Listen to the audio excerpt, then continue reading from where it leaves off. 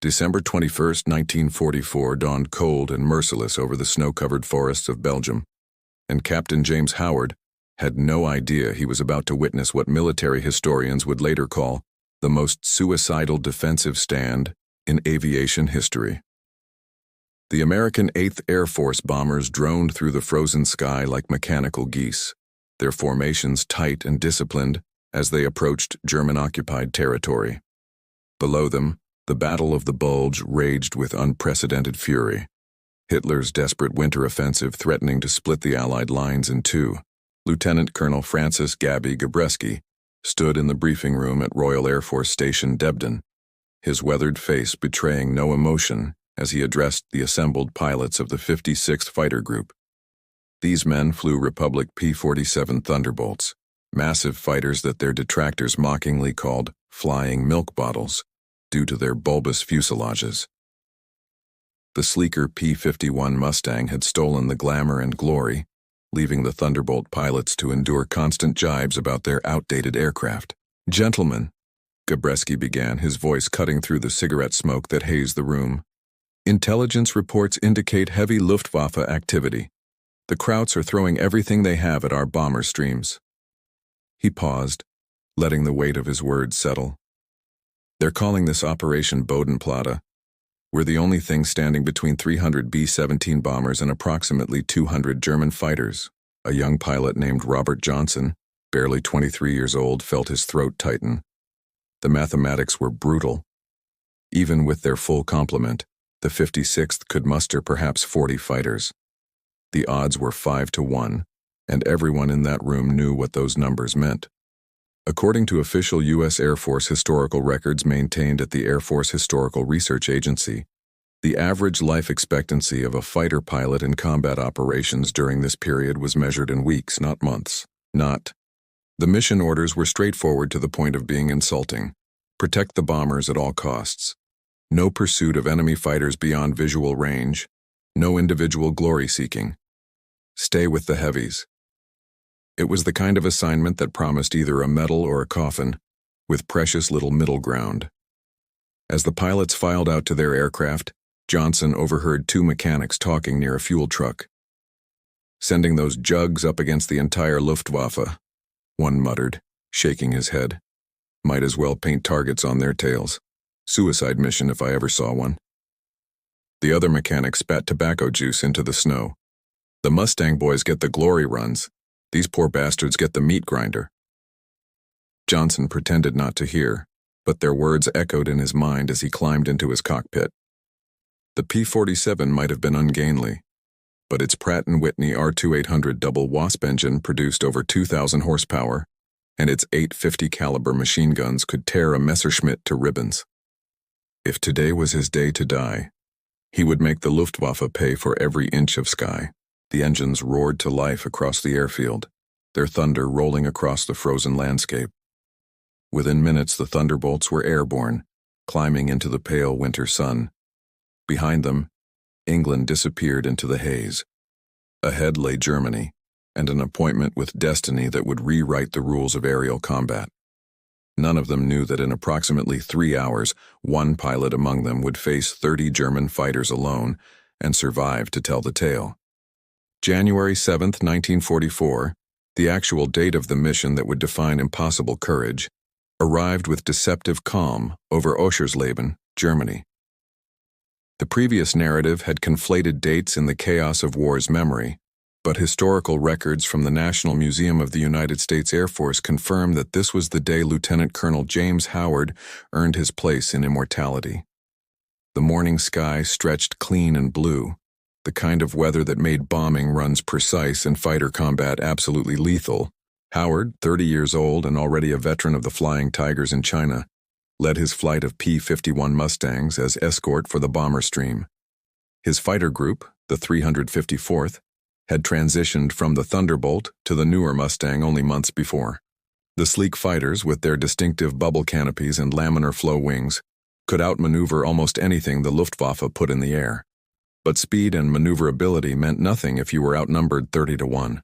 The bomber formation, over 200 B-17 flying fortresses, stretched across the sky in combat boxes, each aircraft bristling with defensive machine guns. Their target was the Focke-Wulf factory at Oschersleben, a critical facility producing FW-190 fighters. German high command knew the Americans were coming. They had pulled fighters from across occupied Europe for this defense. "Bogies, 11 o'clock high." The radio crackled with tension. Multiple contacts, estimate 60-plus bandits. Howard's head snapped left. Even from 5 miles away he could see them, a swarm of black dots diving out of the sun.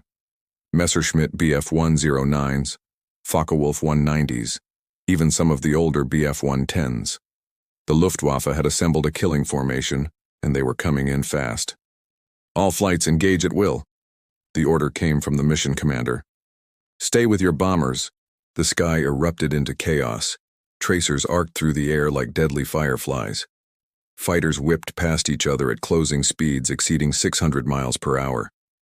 The sound was overwhelming. Engines screaming, guns hammering, men shouting into their radios. A B-17 to Howard's right took a direct hit, its number 3 engine exploding in a ball of orange flame. The bomber fell away, spinning, men tumbling from the open bomb bay like scattered seeds. Howard's element had been guarding the high squadron when disaster struck. His wingman's engine began hemorrhaging coolant, white vapor streaming from the punctured radiator. "I'm heading home, Colonel," the young pilot reported, his voice tight with frustration. "She won't make it." "Roger, get out of here."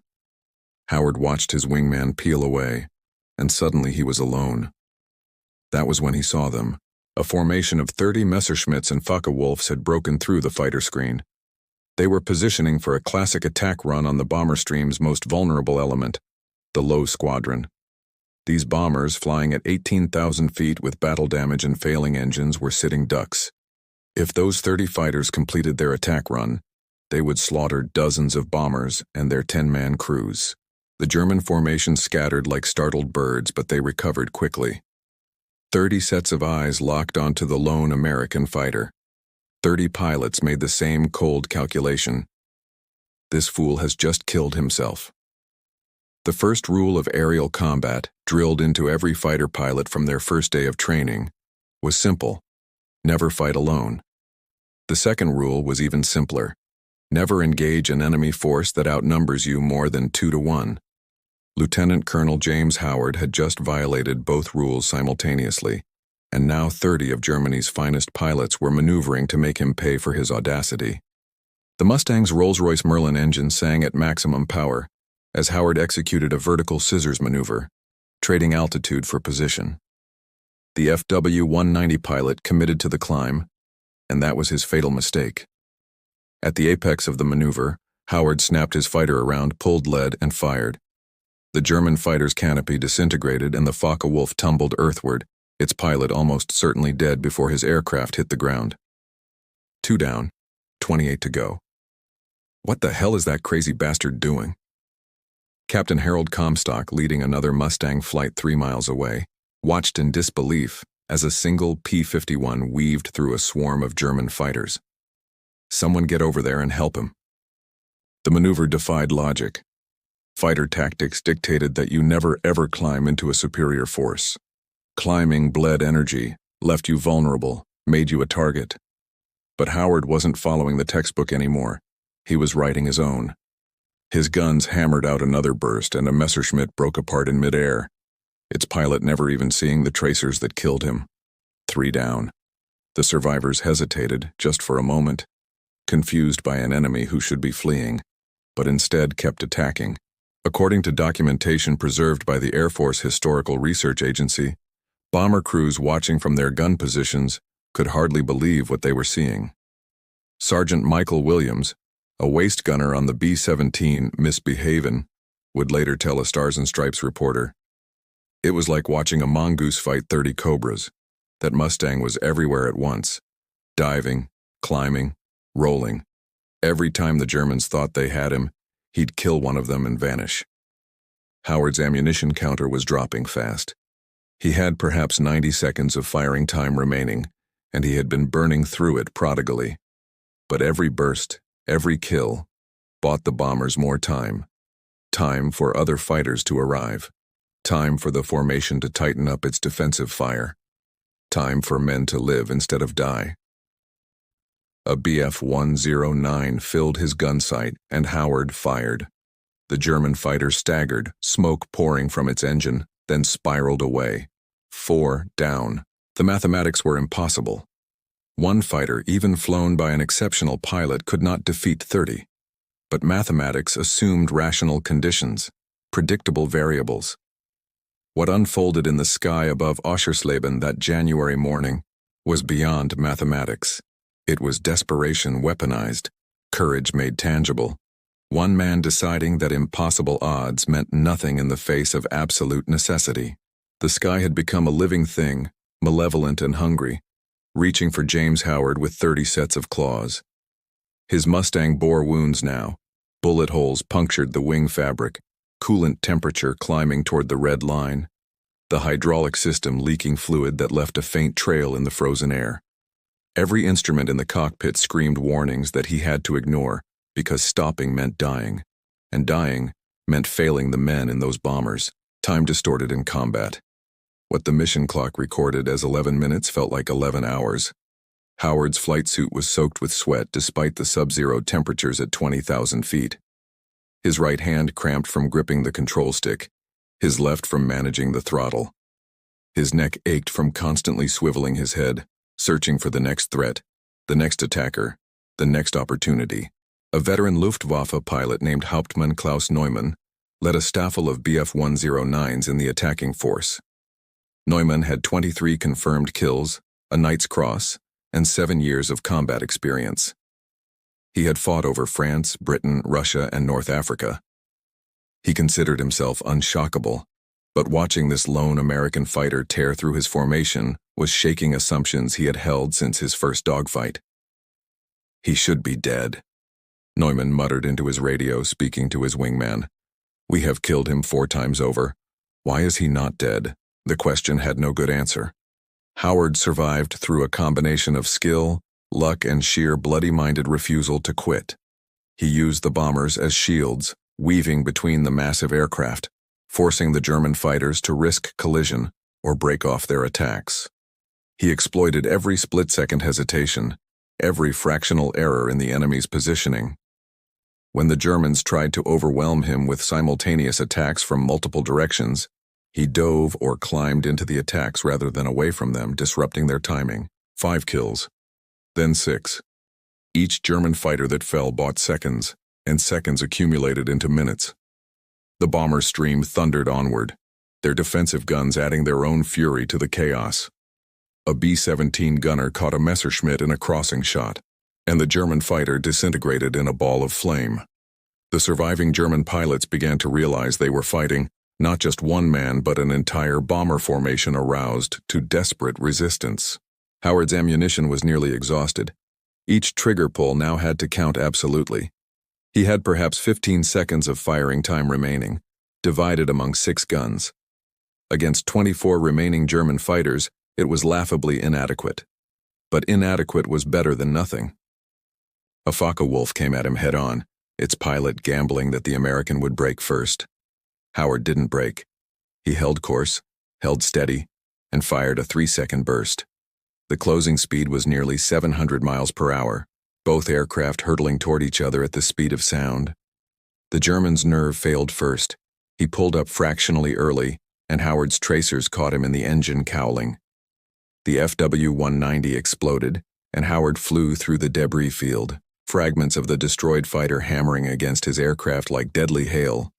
7 down. The historical record, preserved in official after-action reports, notes that by this point the German formation was in disarray. What had begun as a coordinated attack had devolved into a chaotic free-for-all, with German pilots unsure whether to press their attack on the bombers or deal with the maddening American who kept killing them. The delay was catastrophic for the Luftwaffe's plans. Other American fighter flights were converging on the area, drawn by the radio calls describing the desperate defense. All flights, this is Falcon Leader, Captain Comstock's voice crackled over the radio. We have visual on the engagement. We're coming in from the north. Hold on, whoever you are. Howard didn't respond. He was too busy trying to stay alive. Another Messerschmitt crossed his sights and he fired his last sustained burst. The German fighter's tail separated from the fuselage and it tumbled away. 8 kills. His guns fell silent. Empty. Howard had perhaps 2,000 rounds when the fight began. Now he had nothing but an empty fighter, a damaged airframe, and 23 very angry German pilots who knew he was defenseless. This should have been the end. A fighter without ammunition is little more than an expensive glider, easy prey for armed enemies. But Howard had one weapon remaining: audacity. James Howard did something that no fighter pilot manual recommended, that every instructor would have condemned as insanity, that defied every logical principle of aerial combat. He kept attacking, with empty guns, against 23 armed German fighters, using nothing but geometry, aggression, and the hope that the enemy would not realize he was completely defenseless. The psychological dimension of aerial combat is often overlooked in clinical after-action reports. The National Museum of the United States Air Force archives contain countless documents describing tactics, maneuvers, and kill ratios, but they rarely capture the visceral terror of combat, the way fear can become a weapon more potent than bullets. Howard understood this instinctively. He had already killed 8 German fighters. The survivors did not know he was out of ammunition. All they knew was that this demon in a Mustang had torn through their formation like a chainsaw through paper. Howard dove on a Bf-109, his nose precisely aligned as if preparing to fire. The German pilot, nerves already frayed, broke hard left, abandoning his attack run on a damaged B-17. Howard followed, staying on his tail, maintaining perfect firing position. The German dove then climbed, then rolled, each maneuver becoming more desperate. Finally, he fled east, racing for the relative safety of German-controlled airspace at maximum speed. 1 driven off. 22 remaining. Hauptmann Klaus Neumann watched this impossible harassment and felt something he rarely experienced: confusion. "That American is still engaging," he radioed to his remaining pilots. "How much ammunition can one fighter carry?" A pair of FW-190s bracketed a struggling B-17 called Lucky Strike, which had 2 engines shot out and was falling behind the formation. The bomber's crew had stayed with their damaged aircraft, nursing it along, hoping to make it back to England. If those Focke-Wulfs completed their attack, 10 men would die in the next 30 seconds. Howard's Mustang screamed in from above, diving at terminal velocity, positioning himself between the German fighters and their prey. One of the FW-190 pilots fired a test burst from long range, and Howard executed a violent barrel roll, as if evading the tracers. In reality, he would have had to evade anyway. He had no ammunition to trade shot for shot, but his aggressive maneuvering looked like the actions of a fighter pilot who was about to return fire. The German pilots broke off, circling warily. They had lost 8 of their number to this American demon. Caution was becoming more attractive than valor. Howard pressed his advantage, making mock attacks on any German fighter that strayed too close to the bomber stream.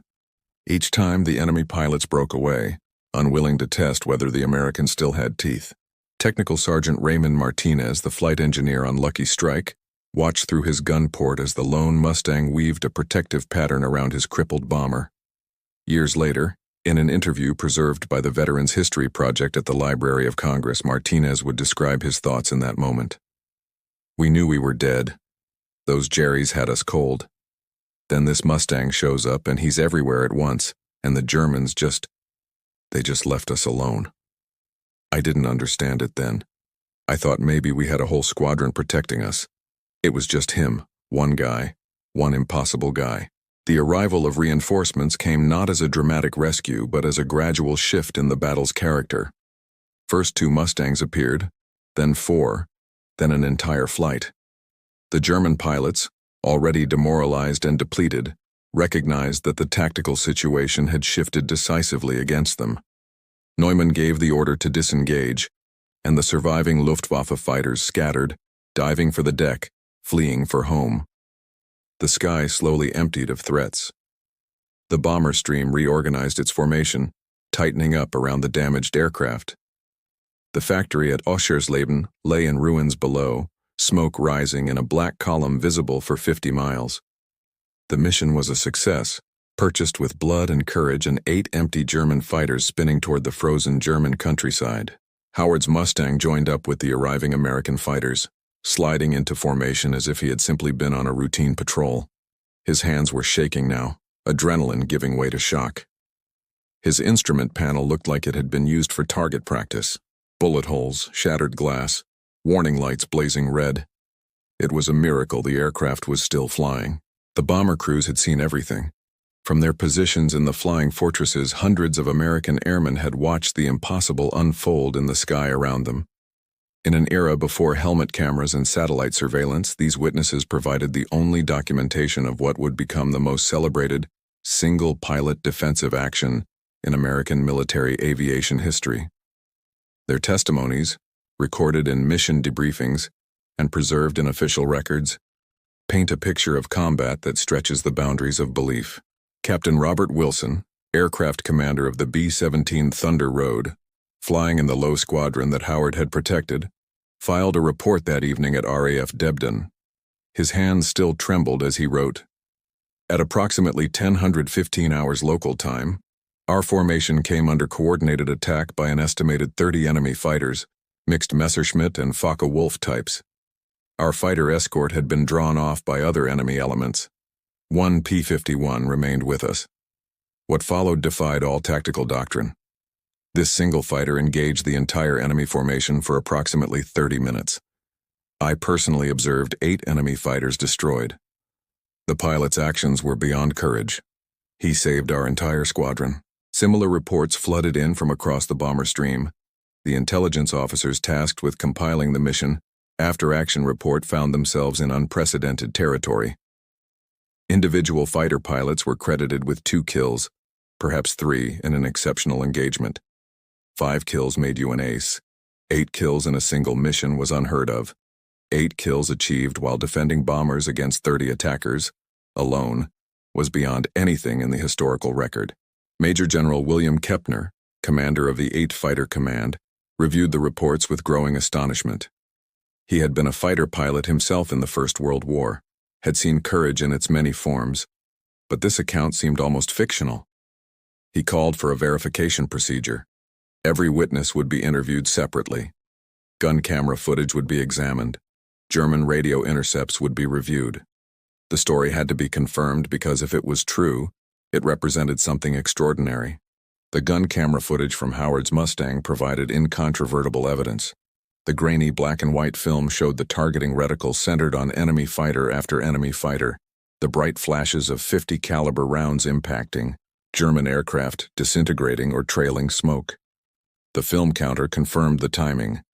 The engagement lasted 32 minutes from first contact to the arrival of reinforcements. 32 minutes of continuous combat at maximum intensity. According to documentation maintained by the Congressional Medal of Honor Society, the recommendation for the nation's highest military decoration was submitted within 48 hours of the mission. The citation took weeks to prepare because the action being described seemed impossible. How do you write an official military document that begins, "For conspicuous gallantry against 30 enemy fighters while flying alone"? The bomber crews, meanwhile, had their own way of honoring the pilot who saved their lives. When Howard's Mustang landed back at Debden, its engine finally giving up the ghost on the taxiway, he found himself surrounded by ground crew from the bomber squadrons. These men had heard the radio traffic, had heard the reports. Word had spread across the base with the speed of wildfire. A staff sergeant, his eyes red-rimmed from exhaustion and relief, approached Howard as he climbed down from his battered fighter. "Sir, my brother flies tail gun on Lucky Strike. That's the fort you saved. He's got a wife and a baby girl back in Oregon. Because of you, he'll see them again." The sergeant's voice broke. "Thank you doesn't cover it, but thank you." Howard, still processing what he had done, what he had survived, could only nod. He was 30 years old and felt 50. His flight suit was stiff with dried sweat. His muscles ached from the physical strain of high-G maneuvers sustained over half an hour. When he closed his eyes, he saw German fighters everywhere, an endless swarm that his sleeping mind would resurrect in nightmares for years to come. The intelligence debriefing lasted 3 hours. Howard described the engagement in flat, factual terms. I observed enemy fighters preparing to attack the bomber formation. My wingman had departed due to mechanical difficulties. No other friendly fighters were in position to intercept. I engaged the enemy to prevent their attack on the bombers. His operational report made it sound like a routine decision, a minor tactical adjustment.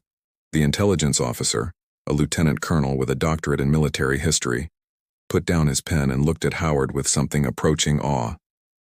"Colonel, you understand what you did today, don't you? You held off 30 fighters, alone, for half an hour. That doesn't happen. That can't happen." Howard shrugged, suddenly exhausted beyond words. "It happened because it had to happen. Those bombers needed someone to stay with them. I was there, so I stayed."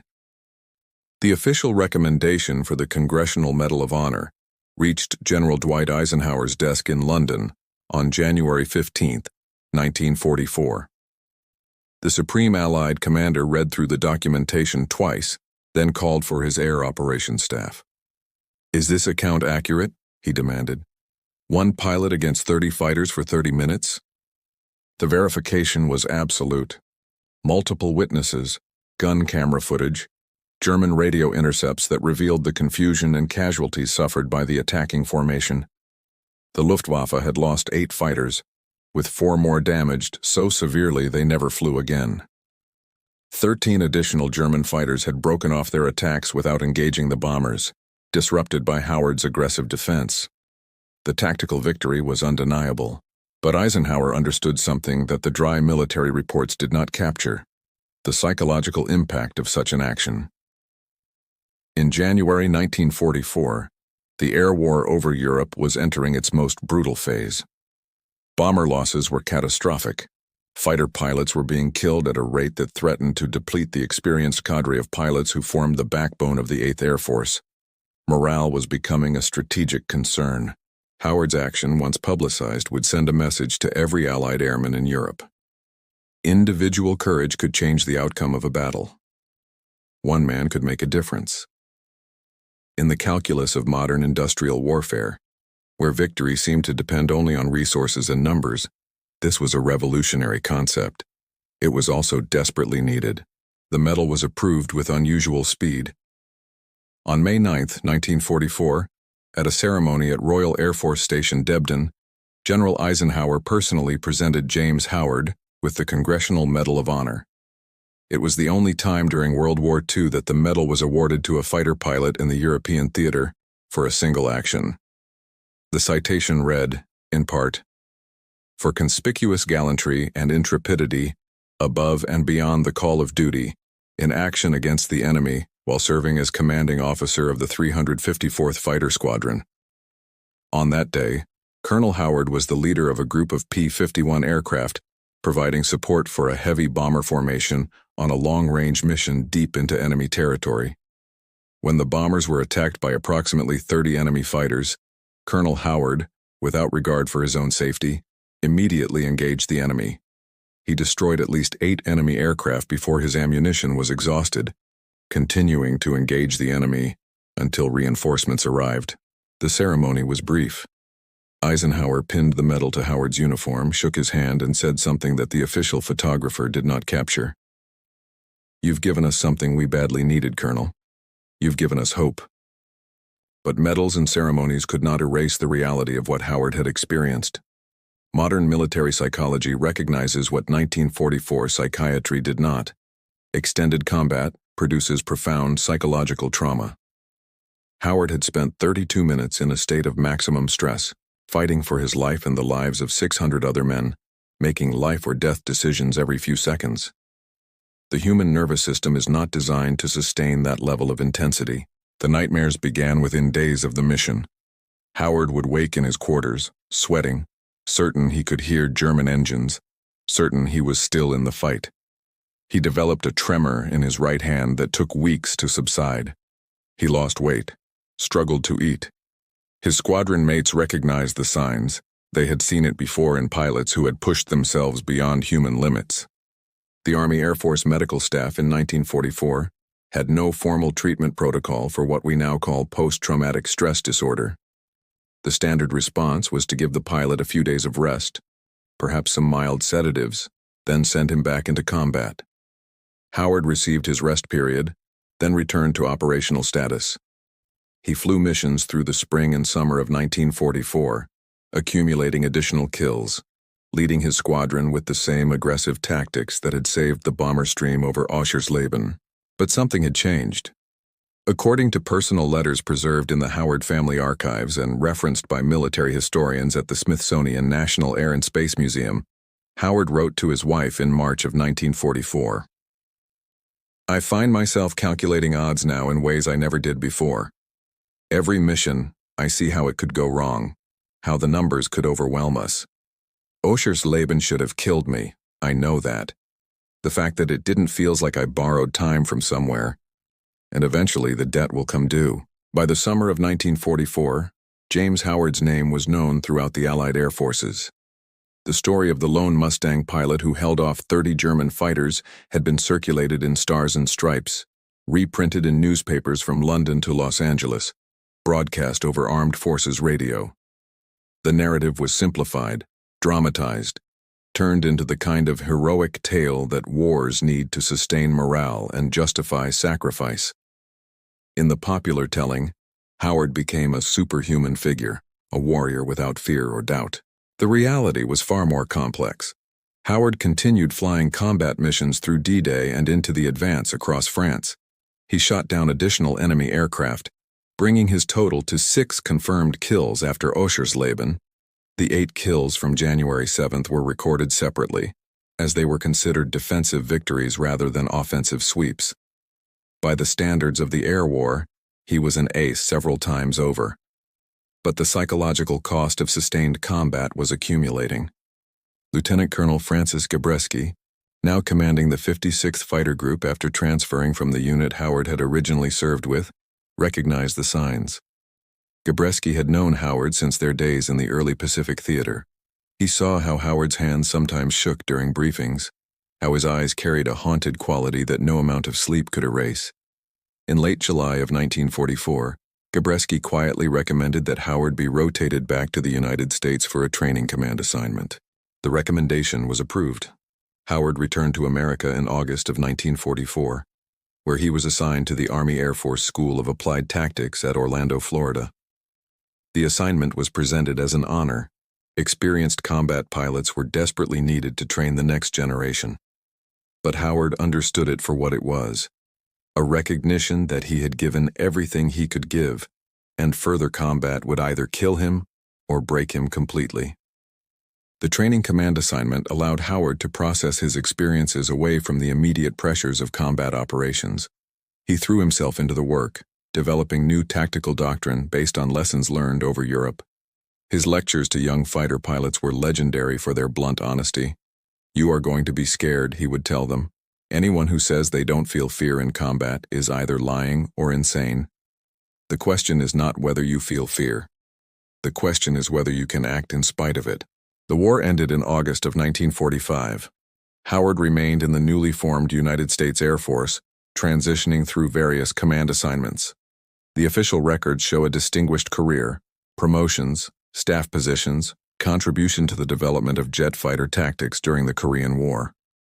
What the records do not show is the internal struggle, the nights when the nightmares returned, the quiet battles fought in the space between official history and private memory.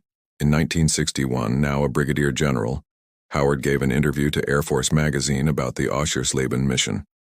The interviewer asked the question that everyone always asked: "How did you do it? How did one pilot hold off 30 fighters?"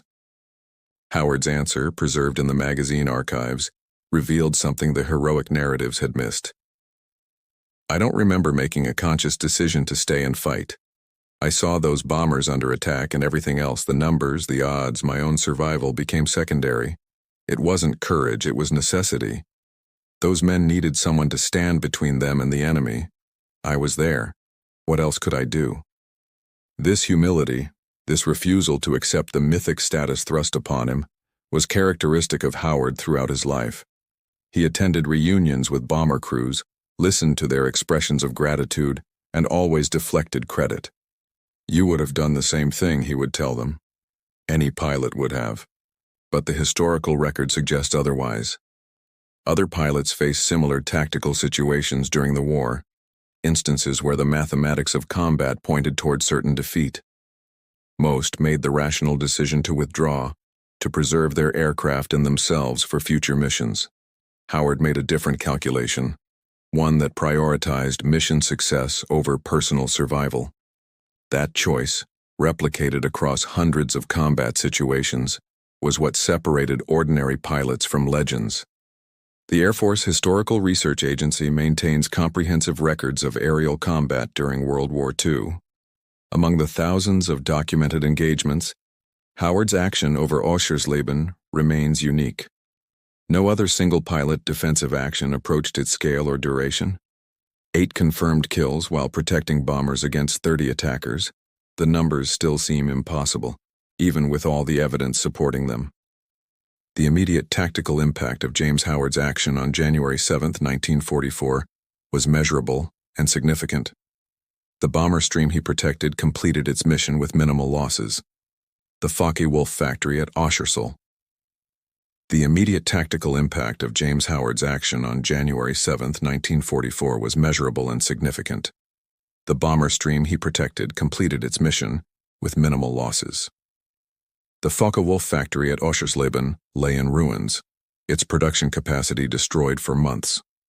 The strategic bombing campaign continued its relentless pressure on German industrial capacity, hastening the end of the war.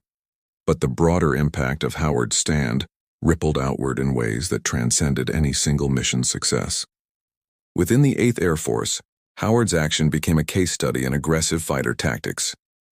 The prevailing doctrine before Oschersleben emphasized numerical superiority and coordinated attacks.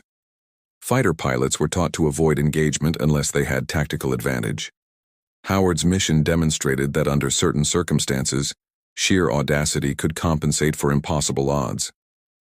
Fighter training curricula were quietly revised to include discussions of psychological warfare, how aggressive posturing could disrupt enemy formations, how a determined defense could buy crucial time even when conventional tactics suggested withdrawal. The Luftwaffe, meanwhile, conducted their own analysis of the engagement. German intelligence officers interviewed the surviving pilots, pieced together what had happened. Hauptmann Klaus Neumann, who had led part of the attacking formation, filed a detailed after-action report preserved in captured German military records. His assessment was brutally honest. We outnumbered the American 30-1.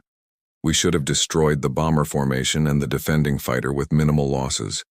Instead, we lost 8 aircraft, suffered 4 additional write-offs due to combat damage, and failed to prevent the bombers from striking their target. The American pilot exploited our psychological disadvantage. Having lost several aircraft early in the engagement, our remaining pilots became cautious. This caution was fatal to our mission success. Neumann's report identified a critical vulnerability in Luftwaffe tactics that the German High Command struggled to address. By mid-1944, the Luftwaffe was losing its most experienced pilots at an unsustainable rate. The replacements arriving at combat squadrons were younger, less trained, more prone to exactly the kind of caution that Howard had exploited. The institutional knowledge that made coordinated attacks effective was disappearing, pilot by pilot, mission by mission. The story reached beyond military circles. In May of 1944, shortly after Howard received his Medal of Honor, the Saturday Evening Post published an article titled, "One Man Against 30." The piece, written by a correspondent who had interviewed bomber crews and reviewed official records, brought Howard's story to American civilian audiences. The article appeared at a crucial moment in the war, just weeks before D-Day, when American anxiety about the invasion's outcome was reaching its peak. The narrative of one man standing firm against overwhelming odds resonated deeply with a public that needed reassurance about American courage and capability. The cultural impact was substantial. Howard became a symbol, his story retold in newsreels, radio dramas, and eventually books. A 1949 film, Fighter Squadron, included a sequence loosely based on the Oschersleben mission, though Hollywood's version featured multiple fighters and a more conventionally dramatic storyline. Howard reportedly watched the film once, commented that it bore little resemblance to his actual experience, and never watched it again. But perhaps the most significant impact was on the men who witnessed the action firsthand. The bomber crews who survived because one fighter pilot refused to abandon them carried that memory for the rest of their lives. They told their children and grandchildren about the day a lone Mustang stood between them and death. Those children grew up with an understanding that individual actions matter, that one person with courage and skill could change outcomes that appeared predetermined. Technical Sergeant Raymond Martinez, the flight engineer on Lucky Strike who watched Howard defend his crippled bomber, returned to civilian life after the war and became a high school teacher in New Mexico. For 30 years he taught history, and every year he devoted one class period to telling his students about January 7, 1944. According to interviews with his former students, archived by the Veterans History Project, Martinez would describe the engagement in vivid detail, then ask his class a question. What do you do when the situation is impossible? When the odds say you should quit? Do you run, or do you stand? The question was rhetorical, but the answer was implicit in the story. You stand, you fight, you do what must be done regardless of the cost. This philosophy, transmitted from one generation to the next through personal testimony and historical example, became part of American military culture. The modern Air Force officer training curriculum includes a case study on Howard's mission, using it to illustrate principles of mission-focused leadership and tactical innovation under pressure. The German perspective on the engagement evolved over time. In the immediate aftermath, Luftwaffe commanders viewed Oschersleben as an embarrassing failure, evidence of declining pilot quality and coordination.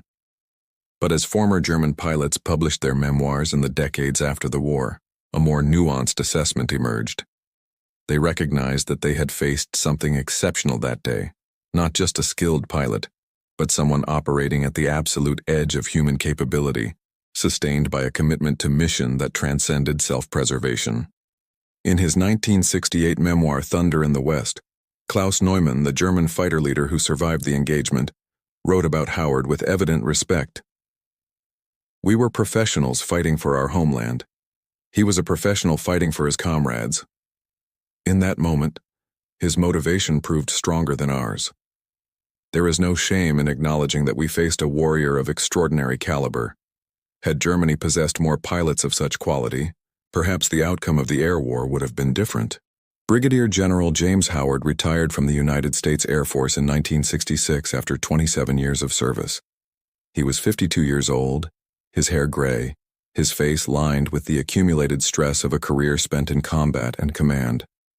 The citation for his retirement praised his distinguished record, his contributions to fighter tactics development, his leadership.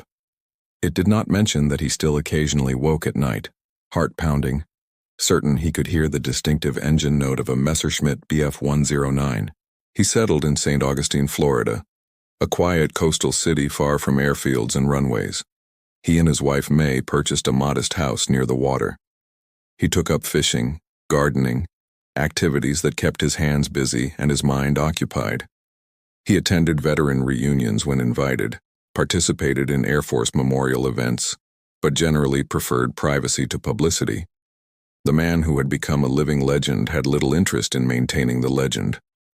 The 50th anniversary of the Oschersleben mission arrived in January of 1994. The Air Force organized a commemoration ceremony at the National Museum of the United States Air Force in Dayton, Ohio. Howard, now 80 years old and using a cane, attended along with 3 surviving bomber crew members he had protected that day. The museum had recently acquired a restored P-51 Mustang, painted in the markings of Howard's aircraft from the 354th Fighter Squadron. The ceremony was filmed, and the footage preserved in the museum archives captures a remarkable moment. Howard stood before the restored Mustang, one hand resting on the aircraft's wing, and spoke to an audience of Air Force personnel, veterans, and historians. His voice was quiet but steady. Everyone asks how I did it, how one pilot held off 30 fighters. I've spent 50 years thinking about that question, and I still don't have a complete answer. Part of it was training. The Air Force had taught me to fly, to fight, to think tactically. Part of it was luck. I could have been shot down in the first 30 seconds and we wouldn't be standing here today.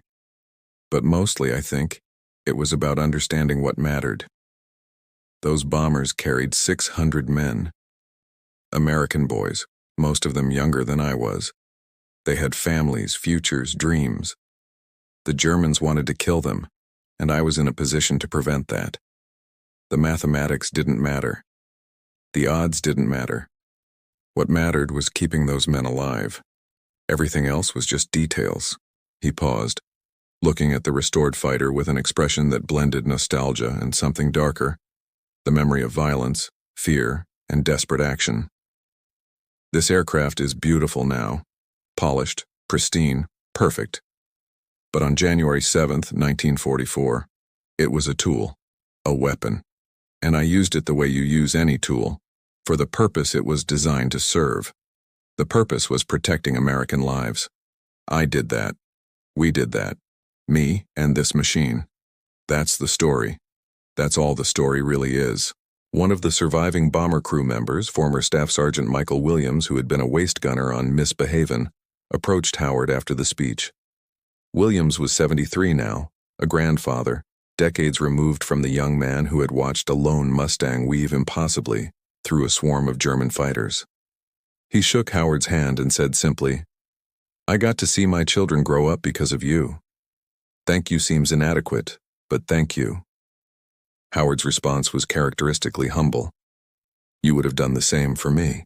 The historical assessment of Howard's action continues to evolve.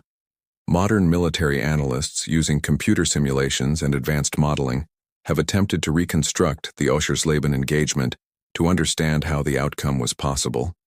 The simulations consistently show that Howard's survival required nearly perfect decision-making sustained over 32 minutes. Any significant error, a turn initiated half a second too late, a burst fired from incorrect range, an energy management mistake, would have resulted in his death. The margin between success and catastrophic failure was measured in fractions. This analysis has led to renewed appreciation for what Howard accomplished. In an age where combat is increasingly mediated by technology, drones, missiles, beyond visual range engagements, his action represents something from an earlier era of warfare, when individual skill and courage could decisively shape tactical outcomes. The lesson remains relevant. Technology and numbers matter, but they do not determine everything. Human factors, determination, adaptability, willingness to accept risk, can still alter the equation. James Howard died on March 18, 1995 at age 81. His obituary in the New York Times ran under the headline, "James Howard, Medal of Honor, fighter pilot, dies." The article recounted his most famous mission, his career, his contributions to military aviation. It quoted Air Force Chief of Staff General Ronald Fogelman. General Howard represented the best of American military tradition. His courage, his skill, and his absolute commitment to mission accomplishment set a standard that continues to inspire. He was buried at Arlington National Cemetery with full military honors. Fighter aircraft from his old squadron flew overhead in missing man formation. Among the mourners were dozens of veterans, bomber crew members, fellow fighter pilots, mechanics who had serviced his aircraft decades earlier. They came to honor a man who had demonstrated that courage is not the absence of fear, but the willingness to act in spite of it. The restored Mustang at the National Museum of the United States Air Force still bears the markings of Howard's aircraft. A plaque beside it tells the story of January 7, 1944, when one pilot faced 30 German fighters and refused to yield. Thousands of visitors read that plaque each year, many of them young people considering military service, wondering if they could find similar courage when tested. The answer, Howard would have told them, is that you never know until the moment arrives. You train, you prepare, you develop skills and instincts. But courage is not something you possess in advance. It is something you discover in the moment when necessity demands more than you believed yourself capable of giving. On January 7, 1944, over the frozen German countryside, James Howard discovered that he was capable of the impossible. He held firm when every rational calculation suggested retreat. He fought when fighting appeared suicidal. He protected 600 men he would never meet, whose names he would never know, because that was the mission, and the mission was everything. They had mocked the fighter pilots as suicidal. They had written off the odds as insurmountable. They had assumed that 1 man against 30 meant certain defeat. James Howard proved them all wrong, not through superhuman ability, but through an absolutely human refusal to abandon those who depended on him. That refusal, sustained across 32 impossible minutes, changed the course of battles and lives, and became a legend that outlived the man himself. The legend endures because it speaks to something fundamental in the human spirit: the capacity to stand firm when everything suggests we should flee, to fight when logic counsels surrender, to protect others even at the cost of our own survival. James Howard's story reminds us that heroes are not born different from the rest of us. They simply find themselves in circumstances that demand everything they have, and they give it.